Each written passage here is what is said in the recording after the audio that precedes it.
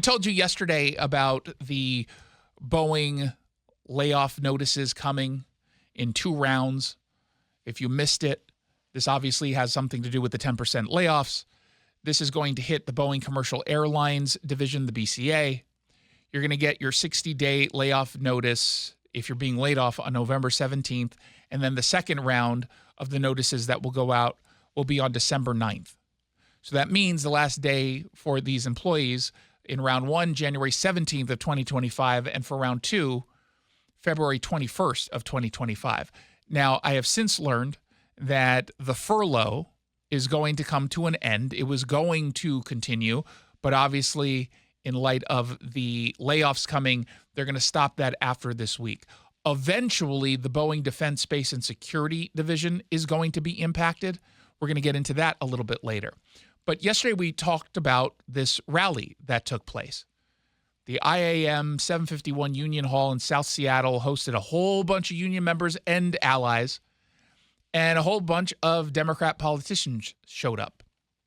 And the assumption, of course, and I include myself in the group that would make this assumption, is that the vast majority of union members, whether we're talking about machinists or any other industry and any other job, we believe them to be very, very, very, very, very liberal. Things are changing. And Maria Cantwell, who's up for re-election against our friend Raul, she goes and gives her speech, and she's doing the normal talking points, blah, blah, blah, go Democrats, union power.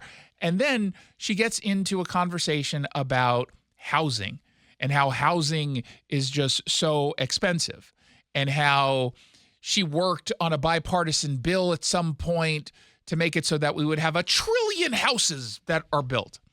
She decided to then diss Donald Trump, and it did not go well for her. But I just want to warn these guys of something. Housing everywhere in the United States of America is expensive as all get out. All get out. We haven't built enough supply. I was in a key negotiation 5 years ago to get a bipartisan bill that would have built hundreds of thousands, up to 1 million units by now. But Donald Trump came in and squashed that deal. So even here. Now, at this moment, you might be thinking to yourself, especially because you don't have the video and you can't see her face, oh, they're booing because Donald Trump was mentioned. We hate Donald Trump. Oh, no, no, no, no, no, no. Oh, no, no, no, no. And you can tell in the video, which we have at KTTH.com, she was very, very shocked when this happened. Did you see the sort of deer in the headlights look on her face of like, I was not expecting this. I thought I was talking to a whole bunch of people on my side politically. And maybe they are politically or ideologically Democrats, but recognize how far to the left this Democrat Party has gone. And the booing and some cussing continues. Even here. Bill. Now, that was a BS. That was a BS that was dropped. Was it about the allegation against Donald Trump? Yeah, that's what it was. Housing. My point is this. And you can tell when she says, my point is this, she's trying to bring everybody back. She's trying. My point is this. Everywhere in America, we need more affordable housing. We need to drive the housing she lost the opportunities. Audience. They're done. So the best way to do that now she's going to rush through the build end of her housing speech. Here now in our looking state, around. Help me, get me off stage. Increase these wages and grow our middle class. Thank you all very much. You think she wanted to end on talking about housing? Or do you think she maybe just jumped to the end of that speech right then and there, just said, okay, I'm done? Usually that's not the climax of a speech. It's got to be something else. I mean, she did get into thank you very much. So didn't go so well for her. And if you go to KTTH.com, you can see the video. I think it's important to point out that union membership, ideologically speaking, is not what it used to be. And we've seen a lot of data to back that up.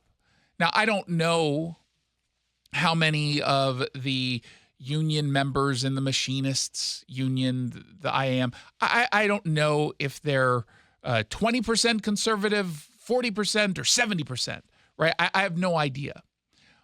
But keep in mind that you had the Teamsters union, the firefighters union, choosing not to endorse, which was a reflection of the fact that they have a whole lot of members who are Trump supporters. Are they Trump supporters or Republicans? Probably Trump supporters. Are they Trump supporters because they agree ideologically with everything he stands for? Or are they kind of saying the left with all the socialism stuff a little bit too much? I don't know. Probably a little bit of both. I spoke with a union member today. The interview will be up at KTTH.com. Was really clear. Yeah, people are moving away from the radicalism. They don't want that. And again, anecdotally, certainly, we've heard from folks locally who are members of various unions saying, yeah, we're not as cray-cray as the teachers union. They throw them under the bus every once in a while. But we already know that law enforcement union membership, generally speaking, are conservative.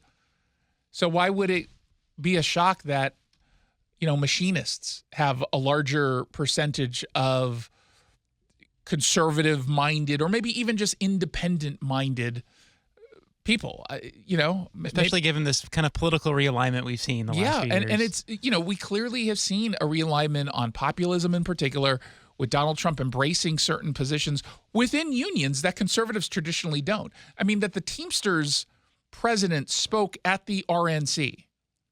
That was not a conservative speech he gave, right? I mean, it was more liberal than down the middle, just talking about supporting the unions. Again, what does this mean ultimately? I don't know. But again, when we're talking about an election that is expected to be this close, every single vote, even if we're talking about a shift of just like 1 or 2% the way folks normally vote, that matters in a big way. Will it matter here in Washington? No, we'll be honest. It's not going to matter here in Washington unless you start to judge it by the initiatives or some of the statewide races. Does that help